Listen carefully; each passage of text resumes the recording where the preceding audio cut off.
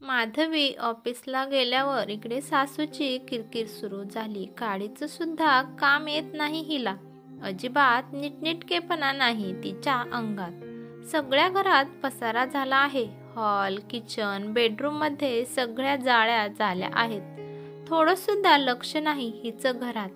काम थोडं आणि पसारा जास्त. स्वतःच्या आईच्या घरी काय काम केलं देव जाणे. सकाळ सकाळ सासूची किरकिर सुरू झाली आणि ते नेमकं विराटच्या बाबांनी ऐकलं. अगं काय झालं भारती, सकाळी सकाळी का वैतागली आहेस? हो, आपली सून माधवी साधा तिला चहा सुद्धा बनवता येत नाही. कधी खूप सपाक बनवते, नाही तर खूप गोड बनवते. कधी कधी तर साखरच टाकत नाही, म्हणून सारखं तिला बोलावं लागतं. अगं शिकेल हळूहळू, जरा दम काढ. आणि सारखं तिला नको बोलत जाऊ. मला काय हौस नाही तिला सारखं बोलायला, ओरडायला. खूप मोठ्या आवाजात भारतीताई बोलत होत्या. बारीक आवाजात जरी बोलली तरी मला ऐकायला येतं. माझे कान फुटले नाही. चार चौघांना ऐकायला जाईल असं मोठ्या आवाजात नसतं बोलायचं भारती. तरी पण सासूबाई काही बोलायचं थांबत नव्हत्या. बिचारे सासरे वैतागून बाहेर निघून गेले आणि आज संध्याकाळी विराट जरा लवकर घरी आला आणि भारतीताईने माधवीबद्दल सांगायला सुरुवात केली. हिला घर नीट सांभाळता येत नाही, स्वयंपाक नीट करता येत नाही. याच्यावर सासूबाई तक्रार करू लागली. पण आता त्याला आईचं म्हणणं पटू लागलं. नेहमी आनंदी आणि उत्साही असणारा विराट आता गप्प गप्प राहू लागला. त्याला त्रास होऊ लागला. माधवी तिच्या आईची तब्येत बरी नाही म्हणून ती 3-4 दिवसांसाठी माहेरी गेली.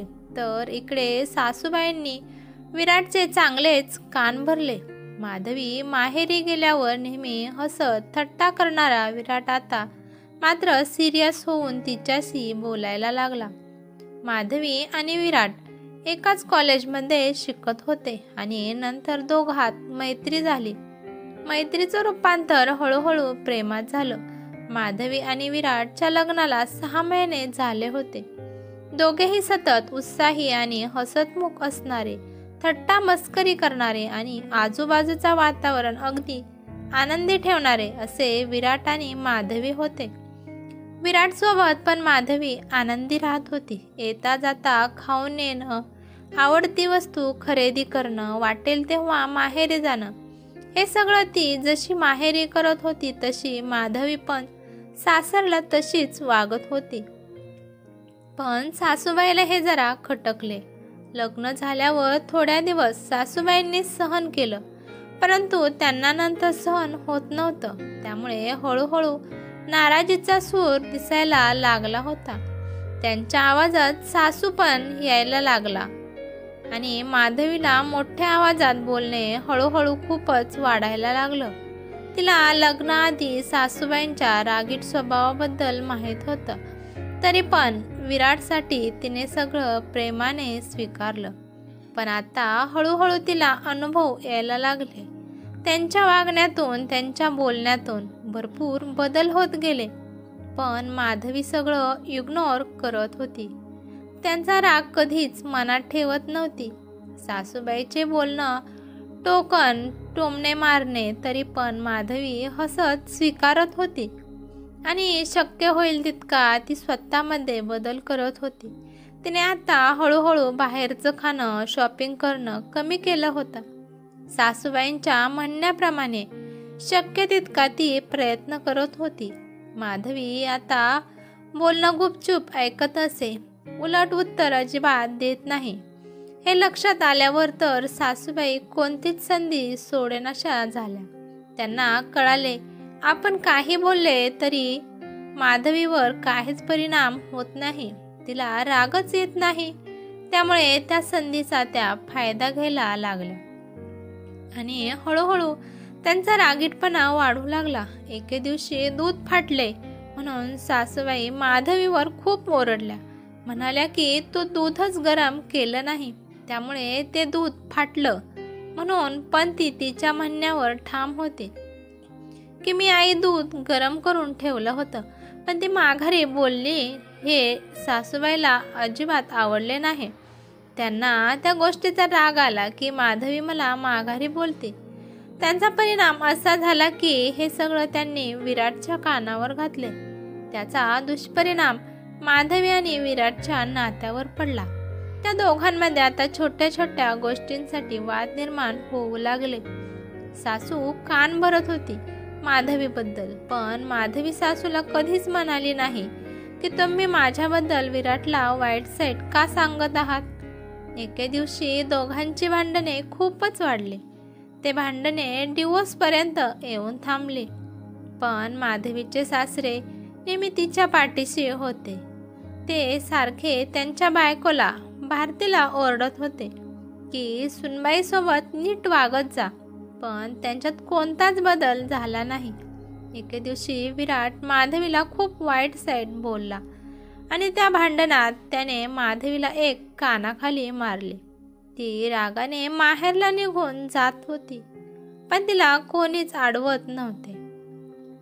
पण सासरे तिला थांबवण्याचा प्रयत्न करत होते. पण ती बाबाला म्हणाली, सॉरी बाबा, मला इथे 1 मिनिट पण राहायचं नाही, असे म्हणून ते माहेरला निघून गेले. आणि विराट पण रागारागाने बाहेर निघून गेला. संध्याकाळी विराट आला आणि बाबा म्हणाले, अरे विराट, ताणलं तर तुटतं, सोडलं तर टिकतं. विनाकारण भांडणे होऊ लागली तर एकाने माघारी घ्यावी बाळा. विचार करण्यासाठी अवधी आणि अवकाश द्यावा, असं माझं मत आहे. पण विराट न ऐकताच बेडरूममध्ये गेला. पण आता बाबांना खूप राग आला होता. ते भारतीताईकडे गेले आणि म्हणाले, भारतीताई, हे सगळं तुझ्यामुळे झाले आहे. माझ्यामुळे झाले आहे म्हणजे मी काय केले आहे? तूच दोघात भांडणे लावली आहेत. त्या दोघांच्या नात्यात दुरावा फक्त तुझ्यामुळे आला आहे. भारतीताई फक्त त्यांचं बोलणं शांतपणे ऐकत होत्या. आपण काहीच केलं नाही असा आवानित होत्या. तुला पण आता आराम करायचा असेल ना, तू आता खूप दमली असेल. मी काय काम केलं आहे मला दमायला? माधवीच्या चुकांवर सारखं लक्ष ठेवून तू दमली असशील ना. विराटचे बाबा म्हणाले, मी काय मुद्दाम करते का? मला समजते. मी त्याला बोललेलं तुम्हाला पटत नाही. ते पण मग तिला आपल्यासारखं वळण कसं लागणार? विराटची आईच्या रागाचा पारा चढला होता. तुझ्यासारखा तिने बनावं हा हट्ट कशासाठी? हा हट्ट नाहीये. मला तिला वळण लावायचं आहे. त्यांचं सहजीवन, त्यांचा संसार आहे. ते ठरवतील कुणी कोणासाठी किती बदलायचं ते आणि कुणी कसं वागायचं ते. आपण नाही ठरवायचं ते. असं कसं बोलू शकता तुम्ही? जर माधवी बदलू शकते तर विराटने सुद्धा बदलायला हवे का? विराट का बदलेल? तिच्यासाठी त्याच्या आवडीनिवडी आणि सवयी. का तिने नाही का केला बदल तुमच्यासाठी? तिने वागण्यात, बोलण्यात, स्वयंपाक आणि इतर कामात बदल केला आहे की? ते नाही का तुझ्या लक्षात येत? मग तुझ्या म्हणण्यानुसार सुनेने बदलावं, तसं मुलाने सुद्धा बदलायला हवं.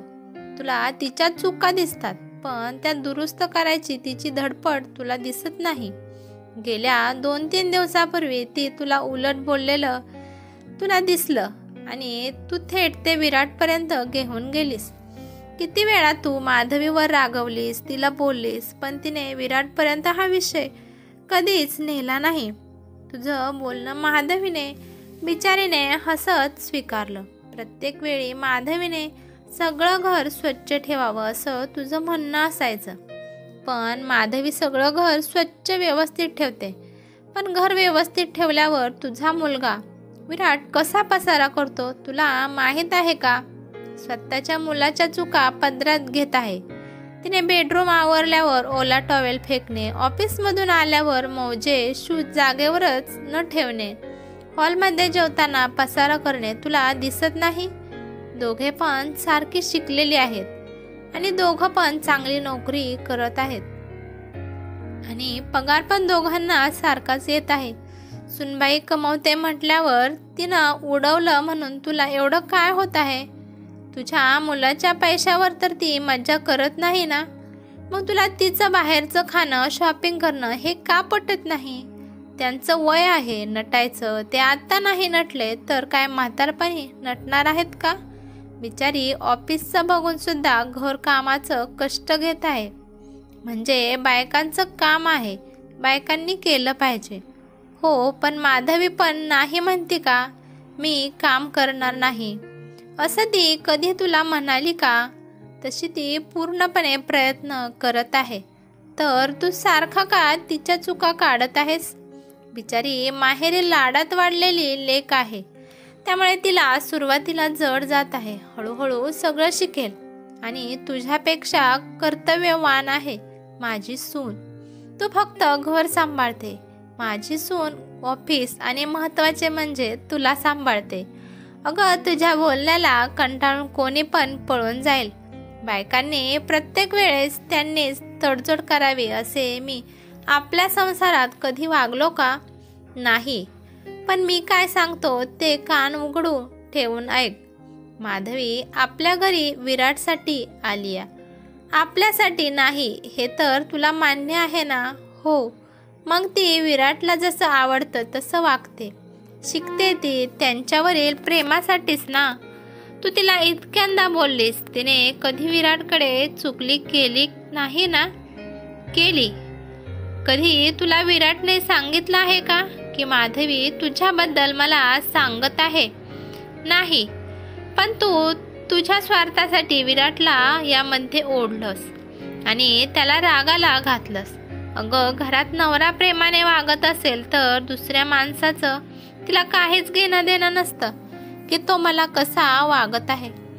पण जर आपलाच नवरा तिला बोलत असेल तर त्याच्या भरोशावर ती इथे आली, तोच बोलू लागला तर स्वतःला मानसिकरित्या असुरक्षित समजते आणि असमजूतपणा सोडते. अगं, विराटच्या मनात तिच्याविषयी काही सुद्धा बोलू नकोस. उलट तू तिच्या चुका तू पदरात घे. आणि विराट सुद्धा खूप चुका करतो, तोच पसारा करतो आणि त्याला जबाबदार तू माधवीला ठरवते. तुला पटतंय का की मी काय म्हणत आहे? हो, खरंच माधवी तशी खूप समजूतदार आणि चांगली मुलगी आहे. पण माझ्याच मनात वागण्यात सासूपणा आला आणि तिला रागात बोलणं वाढलं. चुकलं हो माझं, आता काय करायचं? काही नाही. आपल्यामुळे त्या दोघात दरी निर्माण होईल असं वागायचं नाही, बोलायचं नाही. जसं आपण विराटच्या छोट्या गोष्टीचं कौतुक करतो तसंच सुनबाईचे पण करताना ही मोठेपणा दाखव. सासूबाई लगेच विराटच्या रूममध्ये गेल्या. त्याला सगळं खरं काय आहे, कुठे चुकलं हे सगळं सांगितलं. दुसऱ्या दिवशी सगळे माधवीच्या माहेरी गेले आणि तिची माफी मागून तिला माघारी घेऊन आले. माधवीने पण मोठ्या मनाने माफ केलं. ही कथा कशी वाटली ते मला कमेंट करून नक्की सांगा. कथा आवडली तर लाईक शेअर नक्की करा आणि चॅनलवरती नवीन असाल तर चॅनलला सबस्क्राईब करा. धन्यवाद.